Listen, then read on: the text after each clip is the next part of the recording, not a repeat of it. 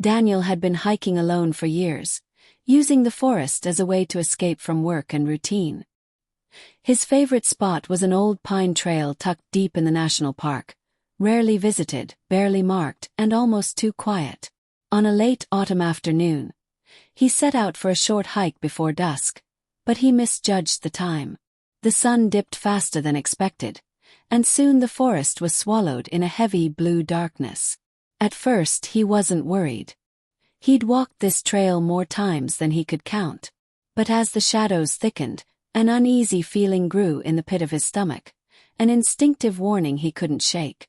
The air felt too still, the forest too silent.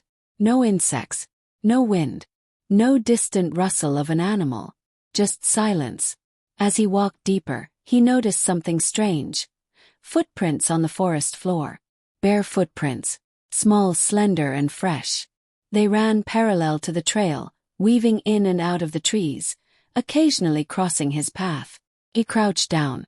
The ground was cold, the soil slightly frozen from the night chill. Whoever made these prints had to be close. Very close. Daniel felt a sudden chill behind him, like someone exhaling against the back of his neck. He spun, flashlight shaking slightly in his hand.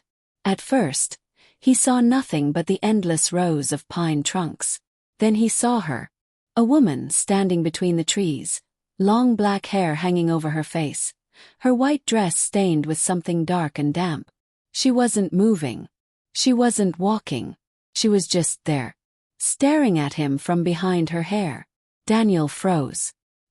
His voice caught in his throat, and he stumbled backward, struggling to keep his light steady. "Are you lost?" he finally managed. No response.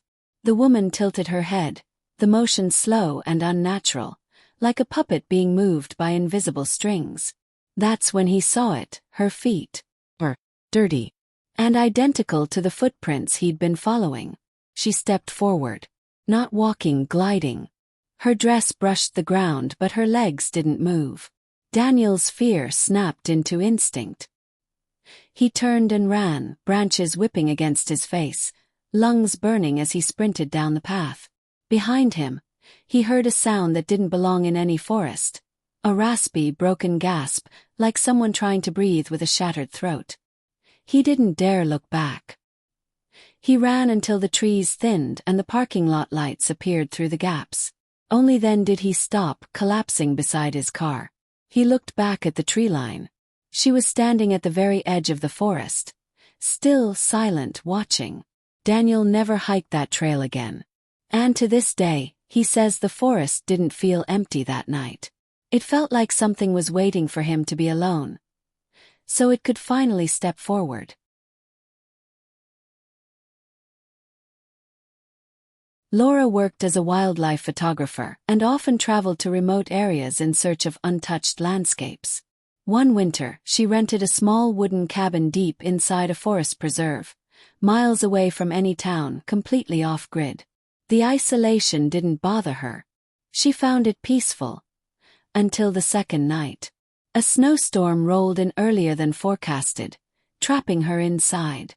Wind howled through the trees, rattling the cabin walls.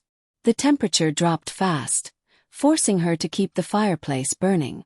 Around midnight, she heard something strange, a faint tapping on the window behind her.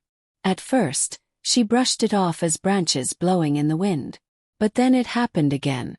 3 taps. Low. Deliberate. He turned. Nothing but darkness outside.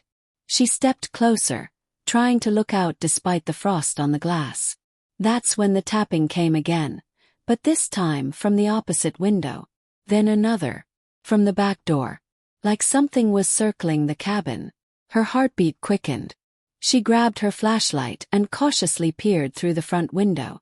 Snow covered everything in a perfect white blanket, so untouched it was clear no human had been outside. No footprints, no tracks, nothing.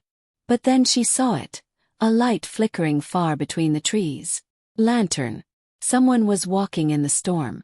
Ignoring every instinct screaming at her not to, Laura opened the door just enough to call out, "Hello. Do you need help?" The lantern stopped moving. Then it turned toward her, though she couldn't see who held it, and slowly began drifting closer. The light swayed gently, just a faint yellow glow approaching through the thick snow. Something felt wrong. She stepped back inside and locked the door. The lantern came closer, closer, until it stopped right at the tree line. And then the tapping started again. All around her. Walls, windows, back door, floorboards. Like dozens of fingers drumming lightly, testing the wood. Laura panicked, grabbing her camera tripod as a weapon. The taps grew louder, faster, until suddenly they stopped. The entire forest went silent, even the wind falling dead.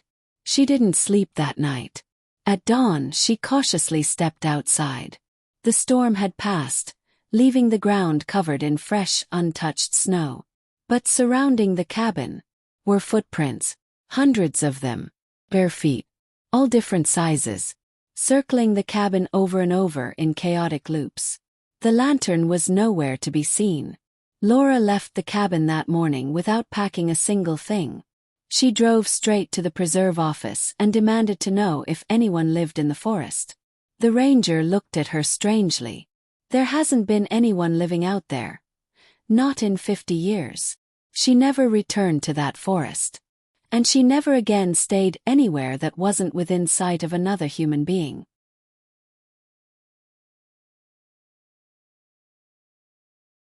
James was a long-distance trail runner who enjoyed nighttime jogs through secluded forest paths. It was calm, quiet, and the moonlight made the dirt trails glow faintly silver. One night, while training for an upcoming marathon, he took a longer route than usual, a winding trail that cut through one of the oldest parts of the forest. Halfway through the run, he noticed he wasn't alone. It started with soft footsteps behind him. He assumed it was another runner or maybe a deer.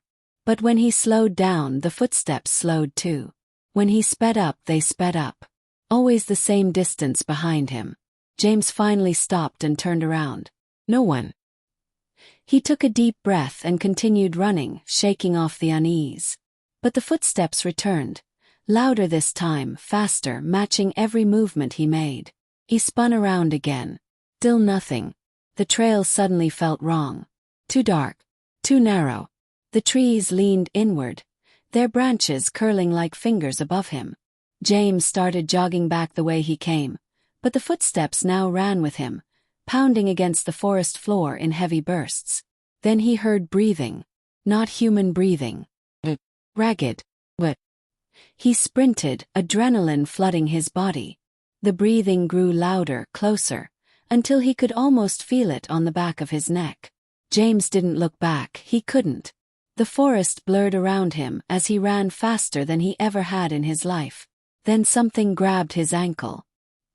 He fell hard, scraping his hands on the rocks. He kicked wildly, expecting to see an animal or a person. But there was nothing, only the empty trail. His heart thundered as he scrambled to his feet, refusing to stay still another second. He ran until he burst out of the forest and stumbled onto the road near the entrance.